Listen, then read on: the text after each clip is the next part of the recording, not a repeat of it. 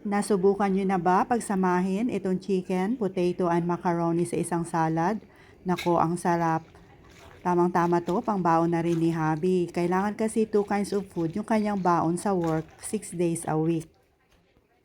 Dito sa isang malaking mixing bowl, paghalu-haluin lang natin ang mga sangkap. Eto, may nailuto na akong pasta. Ayan, 3 cups of macaroni.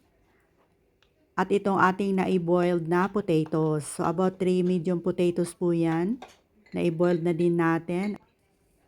At ilagay na din natin itong ating nai-boiled na chicken breast.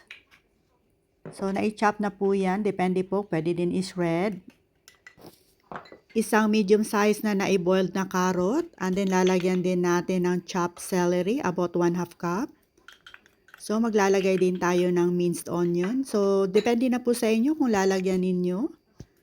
At para mas lalong masarap, nilagyan din natin ng diced cheddar cheese. Lalagyan din natin ng pineapple tidbits. Nilagyan din natin ng isang red apple. Binalatan ko yung apple kasi matigas yung kanyang skin. So, ilalagay na natin itong ating mayonnaise, 1 3/4 cup po. So, depende po sa inyo, pwede din naman less yung ating mayonnaise. Lalagyan din natin ng konting all-purpose cream para hindi po dry itong ating potato macaroni salad. Para balance po yung lasa, ayan, ilagyan natin ng konting asin at saka white pepper at dahan-dahan lang nating paghalu-haluin. Ayan, napaka-creamy. At pagkatapos ay i-refrigerate muna natin to ng mga 1 o 2 oras. Masarap kasi pag malamig.